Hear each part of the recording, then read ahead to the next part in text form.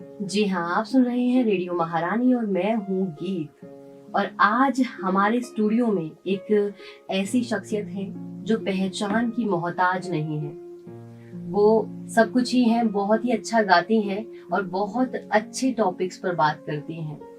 देवी चित्रलेखा जी, स्वागत है आपका हमारे स्टूडियो में। जी, बहुत-बहुत धन्यवाद। देवी जी, मैं आपसे पूछना चाहूंगी कि हमारी लाइफ में अध्यात्म होना क्यों जरूरी है? क्योंकि अध्यात्म की जब बात आती है तो हमारे यंगस्टर्स ना ये सोचते हैं कि हम पुराने जमाने के बारे में क्यों बात कर रहे हैं। तो कितनी जरूरत है हमारी लाइफ में अध्यात्म की? देखिए, हर एक चीज भगवान ने या नेचर ने एक प्रोसेस से बनाई है। जी।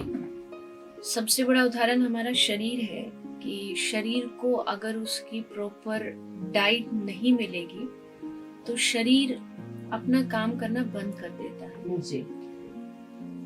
ठीक उसी तरह जो हमारा जीवन है उसमें भी अध्यात्म की आवश्यकता होती है, और अध्यात्म भी वही काम करता है जो भोजन शरीर के लिए करता है। जी। बस फर्क इतना है कि भोजन शरीर के लिए है, बल्कि अध्यात्म जो है वो हमारे आंतरिक सुख के लिए है। जो आंतरिक आनंद होता है उसके लिए अध्यात्म की आवश्यकता होती है। क्योंकि जो आज के युग में, अभी जिसको हम शास्त्र के हिसाब से कलयुग कहते हैं, यहाँ पर बहुत सारे खासकर युवाओं के लिए बहुत सारे डिस्ट्रक्शंस हैं। उन चीजों की ओर खींचना जहाँ वो अशांति की ओर, एंजाइटी की ओर, डिप्रेशन की ओर बढ़ जाते हैं। जी। आज से कुछ समय पहले की अगर बात करें तो भारत एक ऐसा देश था जिसने शायद डिप्रेशन का कभी नाम भी नहीं सुना होगा। ये भी नहीं पता होता था कि ये कोई बीमारी भी होती है। लेकिन आज की डेट में बात करें तो ये सबसे ज्यादा युवाओं में बढ़ रही है, और उसका एक ही कारण है कि वो अध्यात्म को छोड़ करके दूसरी ओर ज्यादा बढ़ रहे हैं। जी। मैं ये नहीं कहती कि आज के युवा भौतिकता की ओर न जाएं, फोन्स ना रखें, कंप्यूटर ना चलाएं। वो करेंगे, चाहे मैं या कोई भी 1000 बार मना करे वो तब भी करेंगे। लेकिन उसके साथ साथ अगर अध्यात्म उनकी लाइफ में जुड़ जाएगा तो मुझे लगता है कि उनको जो सुख वो बाहर ढूंढ रहे हैं, क्लब्स में, पब्स में जा करके, वो उनको अपने अंदर ही प्राप्त हो सकता है। जी। तो कैसे बैलेंस बनाए हम दोनों का लाइफ में कि अध्यात्म भी हम साथ में ले पाए और हम आधुनिक जो हमारा लाइफ है जो उसमें भी हम आगे बढ़े, तो कैसे बैलेंस बनेगा? बहुत आसान है। मैं हमेशा इस बात को कहती हूँ जब भी युवाओं का कोई ऐसा बात आती है, सबसे पहले अपनी दिनचर्या को सही करें। जी। सबसे पहले अपनी डेली का आपका जो रूटीन है उसको सही करें। और एक बहुत अच्छी बात मैंने कहीं सुनी थी, आप समय पर सोने लग जाइए, आप समय पर जागने लग जाओगे। आप समय पर जागने लगो, आप समय पर खाने लगोगे। आप समय पर खाने लगोगे, आप सारे काम अपने टाइम पर करोगे और अपने आप को आप शरीर से बहुत फ्रेश और बहुत आनंदित महसूस करोगे। जी। हमने अपनी जो डेली रूटीन है उसको बहुत बिगाड़ रखा है। अगर वो हम ठीक कर लें, उसमें थोड़ा टाइम हम भक्ति को भी दें, जी। थोड़ा धर्म को दें, थोड़ा सेवा को भी दें। जी। क्योंकि शास्त्र कहते हैं हमारा जीवन भक्ति के लिए है। लेकिन आज के युवाओं को अगर भक्ति या धर्म से जोड़ना है तो उनको सेवा के माध्यम से जोड़ना पड़ेगा। जी। पहले वो सेवा करना सीखें, गायों की सेवा करें, वृद्धों की करें, कहीं अनाथालय में जाके, संडे को टाइम है, छुट्टी है, वहां जाके करें। जी। तो सेवा के माध्यम से वो धर्म से जुड़ेंगे, और अपना रूटीन अगर सही हो गया तो मुझे लगता है कि उनकी लाइफ से जो अशांति है दूर हो सकती है। आप हमारे शास्त्र कहते 84 लाख योनियां मानी जाती हैं, अलग अलग लाइफ की वो होती है। तो उसमें केवल और केवल एक जो ह्यूमन है, जो मनुष्य है, वही एक ऐसा है जिसके पास विवेक है, बुद्धि है, सही और गलत का फैसला लेने का। जी। तो वो हमको सत्संग या ये कह लीजिए भगवत गीता, जी। आप अगर युवाओं की बात कर रहे हैं तो एक मेरा जो निवेदन है जो आपकी लाइफ को चेंज कर सकता है, भगवत गीता पढ़िए। जी। क्योंकि कृष्ण से बड़ा कोई मोटिवेशनल स्पीकर नहीं हो सकता। क्या बात है, बहुत खूब कहा। उन्होंने ऐसी वस्तु हमें दी है भगवत गीता के रूप में। चाहे आप स्टूडेंट हो, चाहे आप बिजनेस करते हो, आप जो भी हो, आप भगवत गीता पढ़िए, आपको सारे सॉल्यूशन। जी।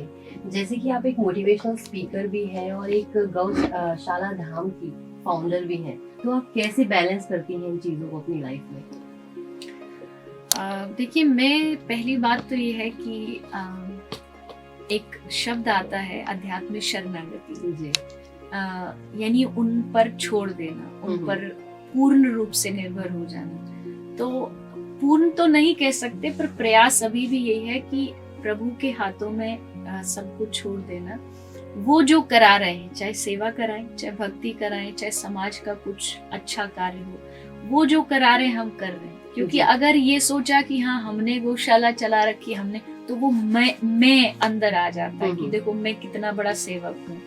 तो प्रभु कृपा से अभी तक तो सब चल ही रहा है, भक्ति भी, आध्यात्म भी। और मोटिवेशन तो मेरा कहना ये है कि देखिए, कहना बहुत आसान है, मोटिवेशन कोई भी दे सकता है, लेकिन खुद की लाइफ में उसको होना वो बहुत जरूरी है। जब तक आपकी खुद की लाइफ में नहीं होगा, आप कितने भी प्रवचन दे लीजिए, अच्छी बातें तो कोई भी कर सकता है, लेकिन उसको आप अपनी लाइफ में कितना जीते वो बड़ी बात जी। देवी जी जैसे कई लोग पूछते हैं कि इस इंसान को इतना ज्ञान कहाँ से प्राप्त हुआ है, तो क्या ऐसा आपने सुना, क्या ऐसा आपने पढ़ा कि आपको इतने चीजों में ज्ञान है, आपको श्रीमद् भागवत पूरी तरह से पता है, तो क्या आपने ऐसा पढ़ा था? कौन आपके मेंटोर रहे हैं? ज्ञान तो मुझे आज भी नहीं है, और जो आपने कहा कि भागवत का एक श्लोक भी मुझे लगता है कि अभी हम अच्छे से जान नहीं पाए, क्योंकि भागवत एक ऐसा ग्रंथ है जिसको जानने के लिए जन्मों जन्मों भी बीत जाए तो भी हम नहीं समझ सकते। लेकिन हाँ, ये अवश्य रहा, दो चीजें थी शुरुआत से ही। एक बच्चा वही करता है जो उसके परिवार में एक माहौल होता है जी।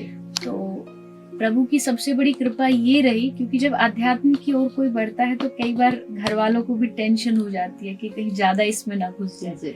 लेकिन मेरे परिवार में हमारे गुरुजी जो हैं वो पहले से ही हमारे गांव में रहते थे जी। उनका सानिध्य मिला, और फिर घर में दादाजी दादी जी उनके गुरुजी थे, फिर माताजी पिताजी के गुरु थे, और वही फिर मेरे गुरु जी। तो बचपन से ये आदत थी पिताजी की, माताजी की, जहाँ भी जाते थे हमें साथ में सत्संग में लेकर के जाते थे जी। और पिताजी ने पहले से बहुत सपोर्ट किया हर चीज में, कहीं, क्योंकि कहते ना जब छोटा बच्चा होता, मुझे कुछ लिखना हो तो वो भी लिखना नहीं आता, तो वो लिख करके देते थे जी। और पूरे परिवार का और पिताजी का विशेषकर सानिध्य मिला, और आज यहाँ सब ठाकुर जी की कृपा से। मतलब फैमिली का शुरू से ही बहुत सपोर्ट रहा है जी। तो अपने गौशाला धाम के बारे में यहाँ पर हमें कुछ बताइए, हमारे लिसनर्स को कुछ बताइए। ये एक हॉस्पिटल है जी। कई लोग थोड़ा कंफ्यूज भी होते हैं कि ये गौशाला है जी। ये हॉस्पिटल इसलिए बनाया गया क्योंकि हम आज के टाइम में देखते हैं कि बहुत सारी गाय सड़कों पर जिनका कोई मालिक नहीं है, और विशेषकर एक्सीडेंट जो होते हैं रोड्स पर, उनमें गाय बहुत मारी जाती है। तो हमारे ये जो गौ सेवा धाम हॉस्पिटल है ब्रिज में ही आता है, उड़ल एक क्षेत्र है। तो वहाँ यही परेशानी थी कि गौशालाएं बहुत थी, लेकिन कोई गाय बीमार हो जाए तो उसके लिए कोई उपचार की सही व्यवस्था नहीं थी। तो एक छोटा सा प्रयास बस मन में आया, एक गाय से आरंभ कर दिया, और धीरे धीरे आज लगभग 5-6 हजार गायों का वहाँ ट्रीटमेंट हो चुका है। और आरंभ किया था गाय से, फिर कुछ और पशु भी आने लगे, लोग घर के अपने कुत्ते, बिल्लियां, बंदर, मोर सबको लाने लगे। तो अब एक प्रकार से वो पूरा वेटनरी हॉस्पिटल है जहाँ हर प्रकार के पशुओं का इलाज किया जाता है। काम तो हम बहुत करते हैं, और आपको ये काम करके, हॉस्पिटल ओपन करके कैसा अंदर से कैसा महसूस हुआ था? देखिए, सेवा का कार्य ही ऐसा होता है जो आपको अंदर से सुख देता है, आंतरिक सुख देता है। एक साउथ के बहुत अच्छे विद्वान हुए तिरुवल्लुवर, उन्होंने कहा था कि आपके दिल की चुभन जरूर कम होगी, पर किसी के पांव से एक बार कांटा निकाल करके देखिए। क्या बात है, बहुत आप उनकी सेवा करोगे और जो सुख है वो आपको प्राप्त होगा। तो मुझे लगता है आज के युवाओं को ये बात सीखनी चाहिए, बिल्कुल। जहाँ हम हमेशा अपने ही बारे में सोचते हैं, अपनी लाइफ के बारे में सोचते हैं। अगर आप थोड़ा भी समाज के लिए, सोसाइटी के लिए, कुछ लोगों के लिए सोचना आरंभ कर दे तो आप भी उस सुख का अनुभव कर पाएंगे। क्या बात है, बहुत खूब। जो हमारे लिसनर्स इस टाइम हमें सुन रहे होंगे, आप उनको एक क्या अच्छा सा मैसेज देना चाहेंगे कि वो अध्यात्म के साथ कैसे जुड़ पाएंगे? मैं बस इतना ही कहूंगी, मुझे जितने भी लोग आज यहाँ सुन रहे हैं, मुझे लगता है सबके जीवन में कोई ना कोई दुख, कोई ना कोई कमी रह ही जाती है। जी। बच्चे होते हैं तो लगता है पास हो जाएं बस तब खुश हो जाएंगे, फिर बड़े होते हैं लगता है जॉब मिल जाए तो खुश हो जाएंगे, शादी होती है अब खुश हो जाएंगे, लेकिन पूरी जो हमारा जीवन है वो बस रोते रोते और दुख में ही बीत जाता है, चला जाता है। तो मेरा बस इतना कहना, आज अभी इसी समय वो है जब आप प्रसन्न रह सकते हैं, खुश रह सकते हैं, और वो प्रसन्नता तभी मिलेगी जब आप धर्म की ओर बढ़ेंगे, जब आप आध्यात्म की ओर बढ़ेंगे। क्योंकि मैंने देखा है बड़े बड़े लोगों को जिनके पास अनंत अनंत धनराशि है लेकिन आंतरिक शांति नहीं। जी। और मैंने उनको भी देखा है, ऐसे महापुरुष, ऐसे फकीर संत जिनको ये भी नहीं पता कि शाम का भोजन मिलेगा या नहीं मिलेगा, लेकिन उनकी मस्ती और उनका आनंद एक अलग ही लेवल का हो। तो ये भूल जाइए कि सुख चीजों से मिलता है। शायद मेरे पास फोन आ जाए तो मैं सुखी हो जाऊं, नहीं, वो फोन आपको कुछ टाइम सुख देगा लेकिन उसके बाद फिर आपको कुछ और चाहिए। जी। इसलिए अपने आंतरिक प्रसन्नता को लाइए, एक जीवन मिला है, इसको रोते रोते नहीं, हाँ रोना है कभी तो भगवान की याद में रोइए, संसारिक चीजों के लिए नहीं। चेहरे पर प्रसन्नता हो, फोटो पर, जिह्वा पर भगवान का नाम हो और आनंद से जीवन बिताए। क्या बात है, बहुत खूब, बहुत ही ज्यादा अच्छा लगा हमें आप यहाँ पर आए, और हमें ये चीजें नहीं पता थी। हम भी यंगस्टर्स हैं लेकिन हमें उतनी चीजें नहीं पता है, और थैंक यू सो मच, आपने हमें इतना सब बताया। धन्यवाद आपका।